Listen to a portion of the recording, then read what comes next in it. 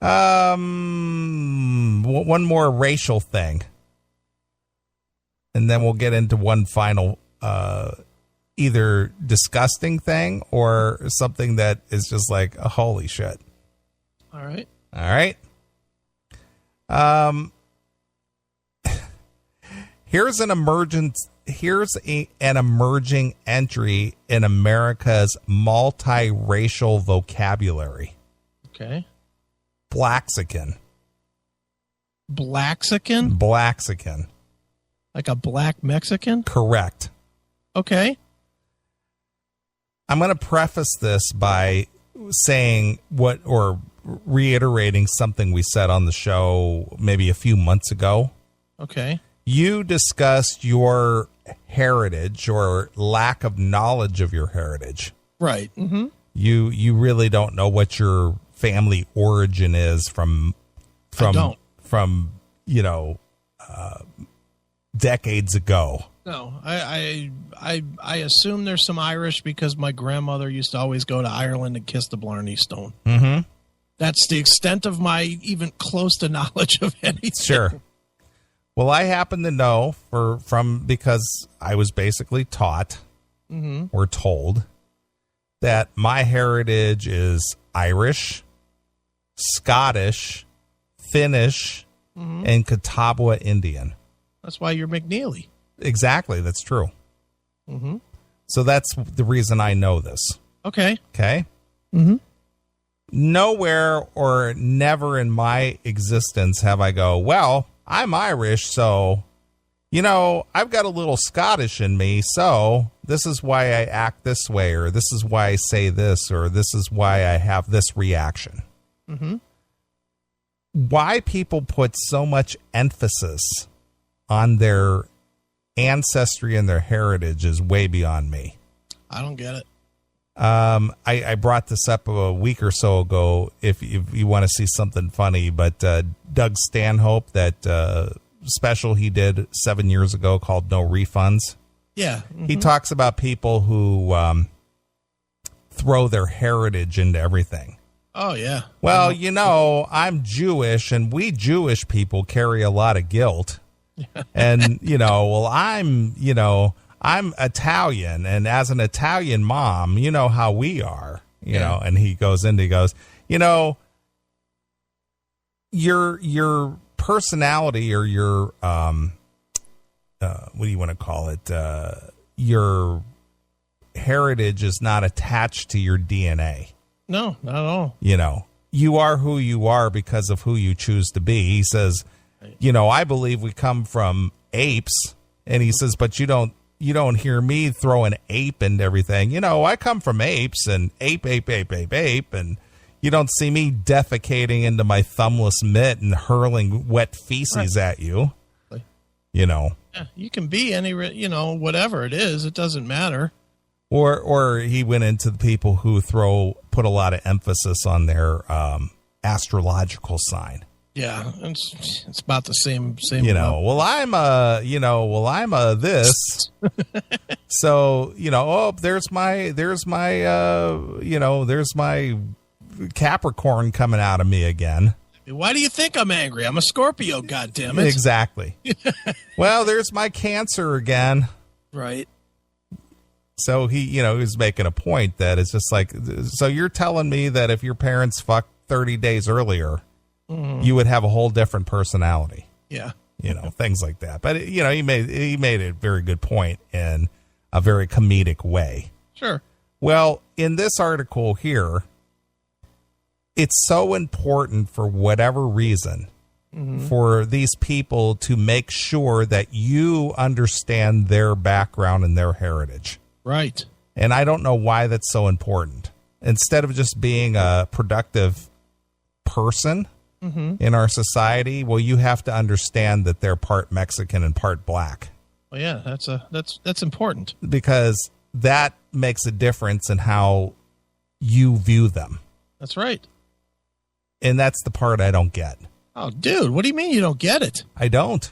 How can you represent if you don't acknowledge your blackness? Yeah, but what are you representing? You're representing your heritage. Why? Why is that important to other people? Great is fun. All right. When Melissa Adams and her sister were growing up in Linwood near Compton, California, their black father and Mexican mother taught them to be proud of all aspects of their identity. Ugh. All right. You know.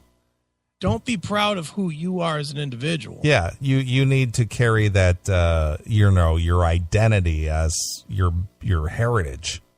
Be proud of that pussy that grabbed dad's cum. Right. The mixture of that cum into that pussy gave you your identity. Right. Not who you are and how you act as a person. Just the cum leaving daddy's dick into mommy's puss. Right. That makes you, and even let's break that down to talk about how stupid that is. So this woman is Mexican, we'll say. Yes. Okay, for the sake of argument. Mm-hmm. So up until the day that fucking Eazy-E comes in her, she's Mexican, right? Mm-hmm. Celebrating her Mexican heritage and teaching, constantly with I'm Mexican, I'm proud of my heritage, I'm proud to be a Mexican, these are the great Mexicans of life, whatever, right? All that stuff goes on up until she gets knocked up by a guy from a different race. Right. And once that happens, then everything changes, and now she's got to be proud of that race as well. Sure. Or she has to at least teach her kid, well, that race is important too. Correct. Even though up until the day she got knocked up, that race was not important to her. That is correct. To how she acted. That's correct. So really, it's all about the sperm not hitting the tits. If the sperm goes off up in the puss hole, then it's important to acknowledge that heritage. Sure. That is the dumbest thing in the entire world. That is stupid. Look at that, Nathan from Kentucky. All right. Well, anyway, it says that their black father and Mexican mother taught them to be proud of all aspects of their identity because they were black and they were Mexican. Not at the same time, they weren't.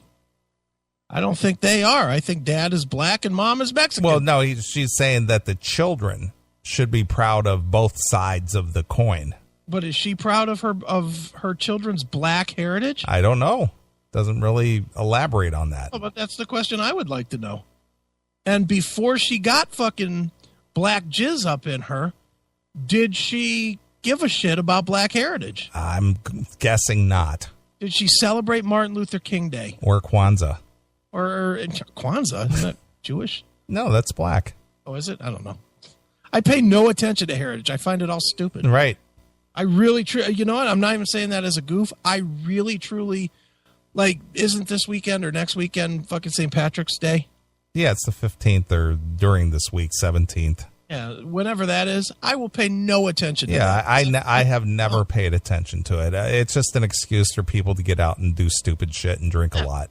Exactly. I have no interest in that. Mm-hmm. I have no interest in gay pride parades. I have no interest in Mexican parade or, Black History Month or White History Month. That's all fucking dumb. Mm-hmm. I have interest in Chris history forever. Right. That's what I'm interested in. What am I doing? I'm a selfish motherfucker, as most people should be. Sure. I'm worried about me, not fucking the fact that my great uncle whatever was fucking whatever. Dude, one of the dumbest things ever. Do you have any famous people at all in your history? Famous people? I do know that one of my ancestors actually traveled with Daniel Boone. Okay. His name was Alexander Neeley. Oh, nice. And so that makes you a Daniel Boone fan? Nah. But I do happen to know that because my Neeley side of the family does hail from the Kentucky, Virginia area, that Alexander Neeley and Daniel Boone traveled together in their frontier travels.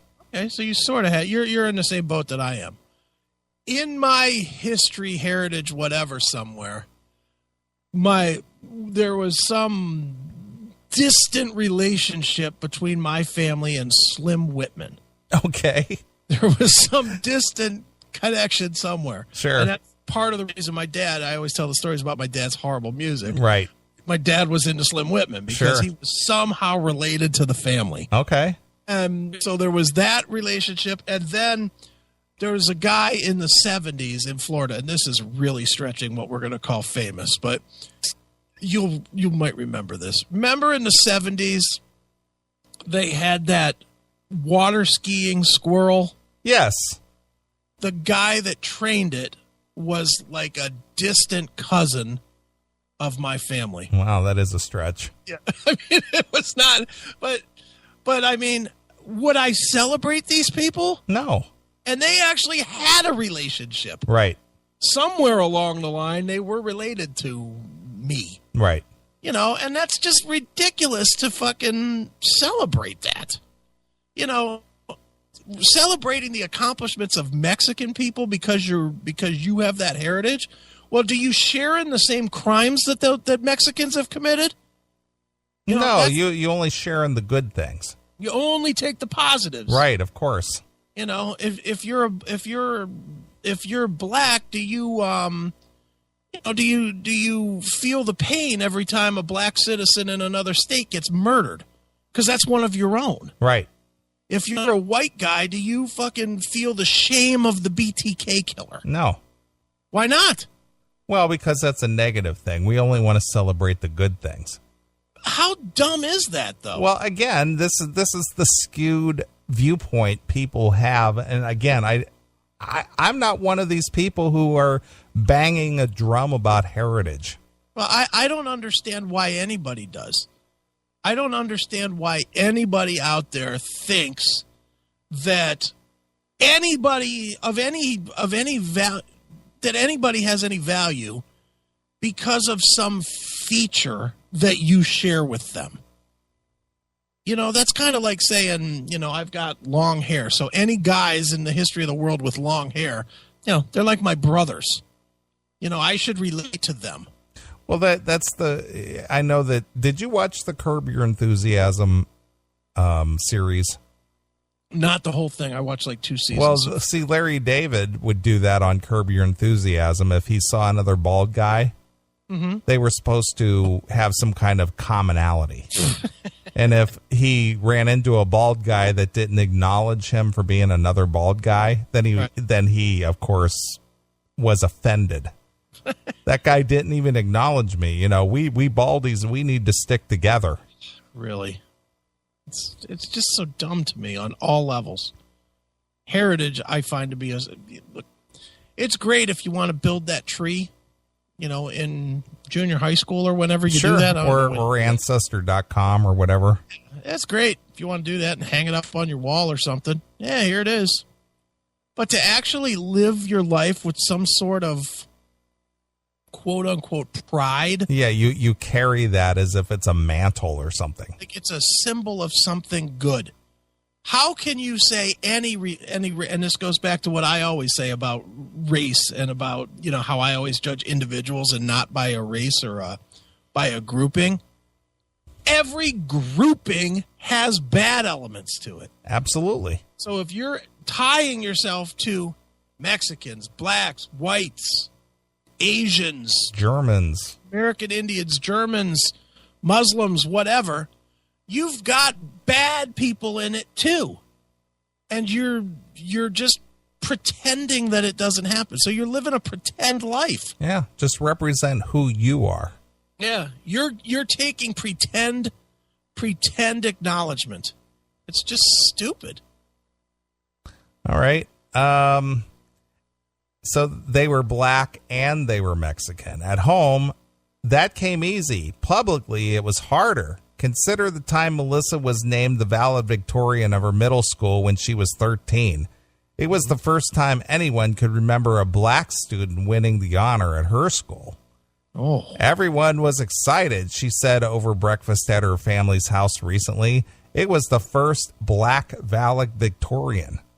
Wow. School administrators planned a special ceremony for her, and the dean called Adams into her office to congratulate her. But when Adams walked in, the dean's smile melted away. She was notably disappointed by what she saw. Adams said, her voice trembling at the memory. Oh, get. She didn't believe I was black. Adams, who was light-skinned, long, straight brown hair, and speaks Spanish, is used to people assuming that she's entirely Mexican or even white. Mm-hmm. She explained to the dean that her father was black, which was why she checked the box for the racial category on the school enrollment form. Okay. She told me not to do that again, Adams recalled. Yeah, well, and amazing that they didn't pick up on this in the 3 years or whatever she was in the middle school. Sure. Only when they were giving her an award. Right. The problem is Adams feels just as black as she feels Mexican. Oh, really? How do you feel? What does that feel like? Yeah, I don't know. How white do you feel? Is your forehead ashy, but the rest of you is oily? Jesus Christ, dude. Wow. Well, I'm just playing into what it's like to have both heritages. That's all. Oh, I mean, what? How do you feel white? What about you makes you feel white? I don't know the answer. Your job? Clearly, no one of any other culture or race could do my job. Yeah, right.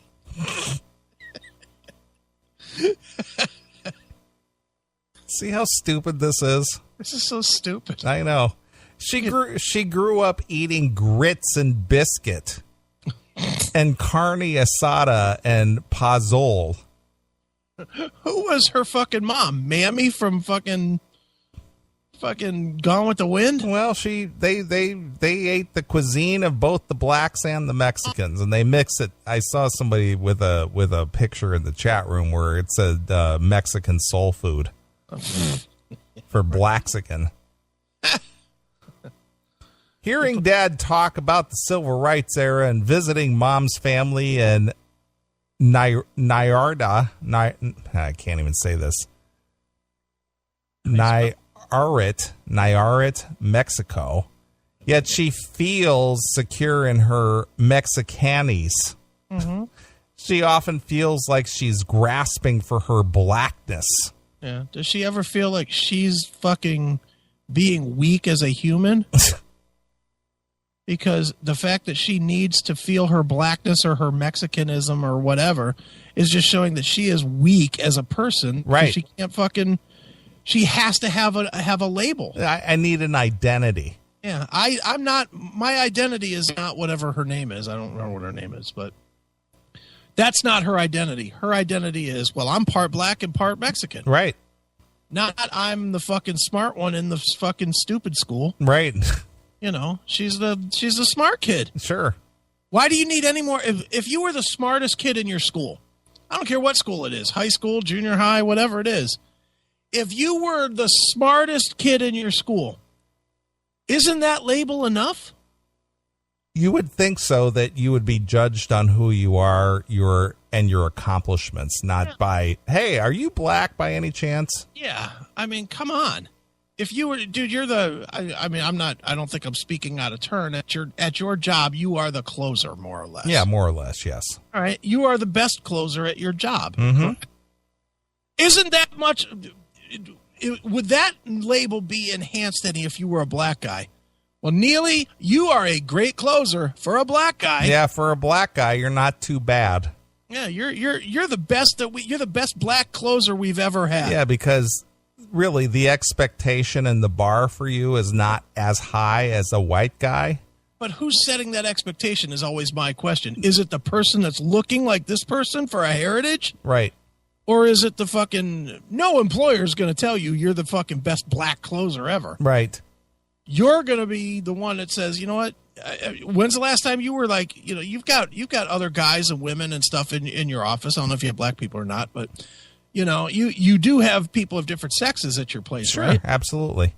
Are you the best man? Are you the best male closer? Do you think of yourself that way? No, not at all. I just all the guys here, I'm the best. Yeah, I'm just an employee. Yeah, you're just in there to do your fucking gig. Yeah. And if you close 15 times more than the next guy, you're like, fuck yeah, I'm better than you. Right. Not because of my fucking skin tone. Yeah. Stupid. I'm pretty good for an Irish guy or part Irish guy. Is that's what you're thinking, right? Yeah, exactly. That's why they have this day for me. This Thursday. Thursday's my day because I'm better than you. Right. Stupid. So anyway, she's grasping for her blackness because of the way people interpret her appearance. Well, I sure hope she gets it. I know that I'm black, but how do I present it to other people, she said. Why is that important? Who cares? Why is that important? Why do you need to present it? Yeah, maybe if you didn't present it and if everybody didn't try to present their race all the fucking time, maybe these racial problems would stop. You're probably right.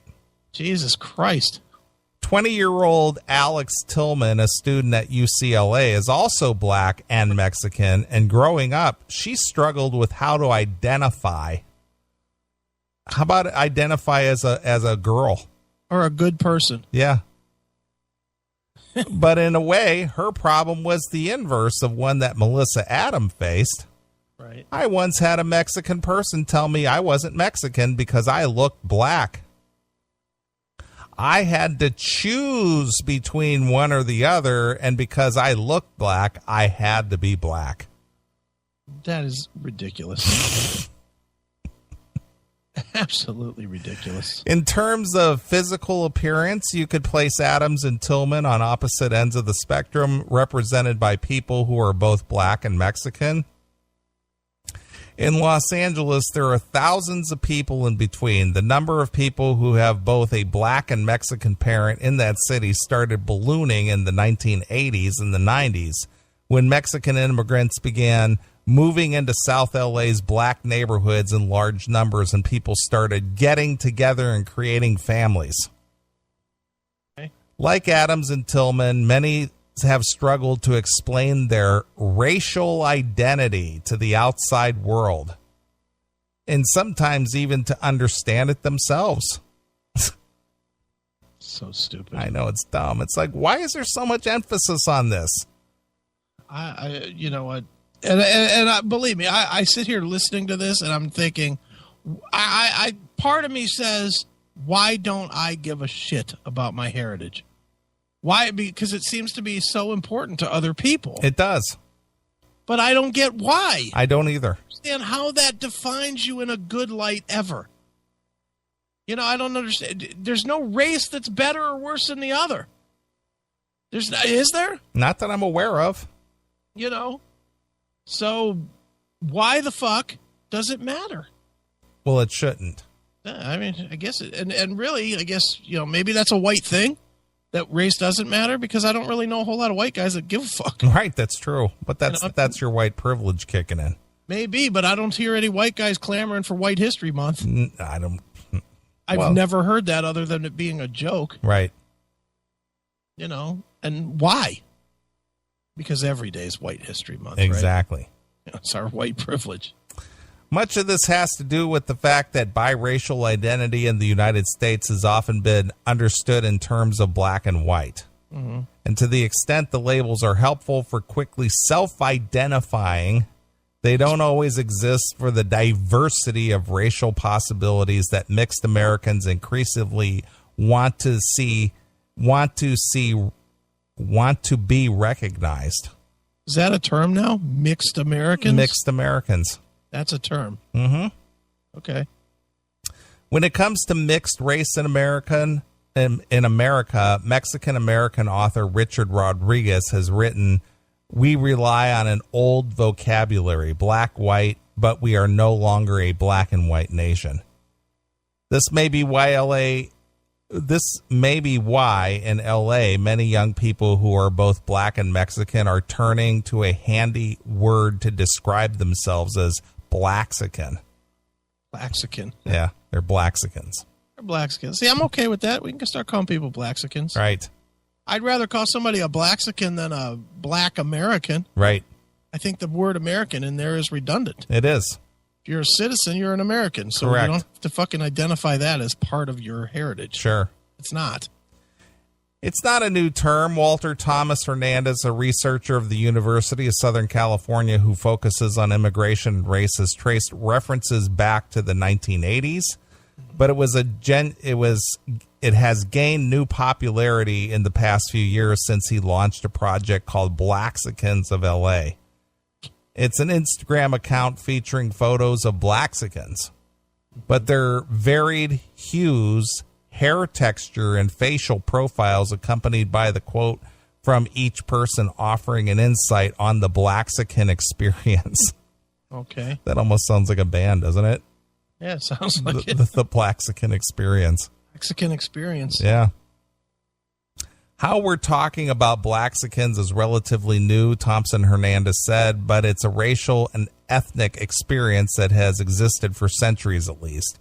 When it comes to LA, 26 of the 44 Mexicans who founded El Pueblo de Los Angeles in 1781 were Mexicans of African descent, an ethnicity described today as Afro-Mexican. I'm just going to stop right here and say, AOR Rocks, I'm going to have to bounce you now from the chat room. That's more racist than anything that's ever been. Right. Jesus Christ. That's so silly.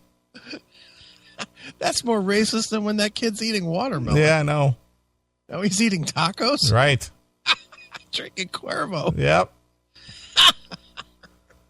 Damn it. Yep. Wow. Okay. Today, the city that Pueblo became is home to many children born to the Mexican parent and African American parent. Their story often gets lost in the way Angelenos tend to talk about the history of South LA and what happened when Mexicans started moving into its black neighborhoods in large numbers, beginning in the 1980s. Are they Blaxicans or are they Angelenos? Well, they're Blaxicans living in Los Angeles, so they're Blaxican Angelenos. Blaxican Angelenos. All right. Residents of South LA will remember the race riots, the turf wars, and tensions exploding on school campuses, like the time Mexican students at Inglewood High School walked out of a Black History Month assembly in 1990, prompting black students to boycott Cinco de Mayo celebration. So those are the South Angelino Blaxicans. Correct. Okay. I'm just trying to keep all the words together. I know. It's ridiculous. It's getting a little tough here. Yeah. Families like Melissa Adams represent instances when, as Thompson Hernandez puts it, black people and Mexicans came together and figured it out. But as his interviews make clear, it's not all gravy after that. Blacks and Mexicans are two of the most aggrieved groups in our nation's history, Thompson Hernandez said, and packing both of those identities into one person can amplify the struggles associated with being either. Yeah. Some people who are interviewed for the Instagram project have spoken of dealing with the black family members being assaulted by police at the same time that the Mexican family members were struggling with the threat of deportation. Right. Others spoke of being forced to choose sides on the school playground or of being rejected by both sides. Often family is the source of the tension. Melissa Adams' mother, Manuela, remembered the snark she got from a Mexican sister-in-law when she learned Manuela was marrying a black man. Mm-hmm. She said, "Oh, you're going to have monkey babies." Jesus. Monkey babies. Monkey babies. Right. Now, what is that? What race is that exactly? That would be Blaxicans. Oh, is that Blaxicans? Yeah. Because Manuela married the black man and had children, and her sister said that she was having monkey babies. So Blaxicans make monkey babies. Well, according to follow along. Well, according to Manuela's sister, and she's not a Blaxican. No, she did not marry or get involved with a black man. She's a South Angelian Mexican. Correct. She's pure. She's a pure Mexican. Right. From South Angelino or wherever. Right. All right. Thompson Hernandez said interactions like this offer an opportunity to explore another prominent source of tension with the Blaxican experience, anti-black racism among Mexicans. No way. You mean there's another race out there that's prejudiced against another race? What? Not only whites? Jesus, look at that guy. I know, I see that. Nice hair. Mm-hmm. Jesus. Looks like it's sewn on. Really, it looks like it's a hat. It does. Tipped back. He's got a big hair hat. What's with the face? I know. Dude, seriously, it looks like a mask. Doesn't it? That Yeah, looks like that looks like that guy should be getting ready to give a speech for Anonymous or something. Yeah, it's kind of bizarre. Yeah, that's a weird face. Very bizarre. Though black people have always been part of a Mexican society, Mexicans have always embraced the heritage. They often shunned it, even priding themselves on being racially mixed population. Mm-hmm. There's the pride again. Yeah, it's all about the pride. I know. It's just that they've tended to focus on mestizoff, a European and indigenous parts of the mixture. Okay. So it's just like they almost reject one part of the mixture and emphasize the other part of the mixture. Well, they sure don't emphasize the bad part of it. Right. Do they? I mean, do they sit there and do they talk about Pablo Escobar? Is he Mexican? Yeah, he's Mexican. Is he Mexican? Yeah. Yeah. Or no, he's South American, isn't he? Yeah. That's not Mexican. It's all the same. You're perpetrating this problem, Neeley. I am, but I'm not identifying anybody. I'm just looking at the people and their actions. Yeah, exactly. Wow, look at that picture A.O.R. Rocks put in there. Jeez, oh man, is that the same guy? I think so. I think that's what he's morphed into. He got older. He's got scrotum face. Jesus. Tuck those ball chin in. He's got a scarf, for God's sakes. Wrap it up. Let's see. Melissa Adams, the middle school valedictorian, has longed for a way to do just that as far as identify herself. She grew up hearing and internalizing stories about her great uncles who were lynched in the Jim Crow South. One was hanged from a tree. I think they had a picture of it over there at Joe's Crab Shack. You could see it happen with a bucket of crabs. Exactly. The other was tarred and feathered, and it was tossed into the Mississippi River. The legacy of racial violence in her family cuts to the core and how and why Adams conceives herself as black. But because... Now, see, I'm always, with this stuff, though, the legacy of this violence. Yes. So you have to hold the anger, but celebrate the positive. Right. You have to carry the cross. Right. But you have to celebrate the atrocities done onto you. Right.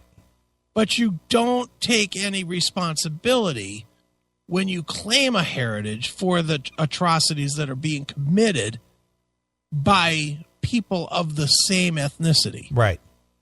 So you said that there was 100 dead already in Chicago. Correct. So really, this girl should feel awful for her race because of the way they act in Chicago. Correct. But she does not. No. Because she doesn't acknowledge that part. No. She only acknowledges if the next, I don't know, the cure for cancer is eventually released and it's by a black scientist or something. Mm-hmm. She'll acknowledge that. Yeah, because that's a proud moment. Mm-hmm. But she won't acknowledge the fact that most gangs, murderous gangs, are primarily of black and Mexican heritage. Correct. We don't acknowledge or recognize that. Yeah, we ignore that part. That doesn't exist. Correct. Okay. Mm-hmm. Just trying to understand all the pieces to this. You're selective. You got to pick and choose and identify with the positive things and, ignore the negative things. Because heritage is about pretend world. Exactly. Where you only take the pieces that make sense to your statement. Correct. It's kind of like the Bible. Right. You pick and choose the parts you want to follow, and then you pick and choose the parts that, well... That you ignore. That you ignore. Right. Very similar. Mm-hmm. Same thing. Stupid. It is. But because of the moment in her middle school dean's office, she treads carefully when broadcasting her blackness. Yeah. Well, when do you broadcast your whiteness? Yeah. When's the last time you walked into a room and said, "Hey, white guy here"? Well, people just automatically recognize me as a white guy. Well, what if they didn't somehow? Well, I'd have to somehow cram it down their throats and make them understand that I'm a white guy. What if somebody came up to you, Neeley, and said, "I got to tell you, sir, you're looking a little Norwegian today." Right. Would you jump in their shit and say, "Wait a minute, fuckhead. I am Irish American"? Right. Is that what you would do? I would probably do that. Or would you be like, whatever? Did you say something? Yeah, what? Are you still talking? Yeah. Yeah, whatever. I'm Norwegian now. Mm-hmm. Who gives a fuck? Right. You know, I'm not Breivik. I'm not going to shoot you. I'm not Norwegian enough. Enough. Last year when Rachel Dolans, who ran the Spokane office for the NAACP, was lambasted after it was discovered she was a white woman posing as a black woman. Mm-hmm. Adams, whom most people wouldn't immediately think of as black based on her physical appearance, was filled with a sense of dread. She didn't want people to accuse her of what Dolan seemed to be doing, claiming a blackness which many said she had no right. She had no right. No right. Now, wait a minute. So I understand this. She didn't have the right to claim being black, even though she has black heritage. No, what she's saying is that she doesn't look black, Mm-hmm. but she has black heritage. Uh-huh. And she doesn't want to be known as a fake or a poser. Well, let's clear up her fear here. I'll clear it up in 2 words that will prove that you don't need to worry about people thinking that you're a fake. Ready? Mm-hmm. Caitlyn Jenner. Right.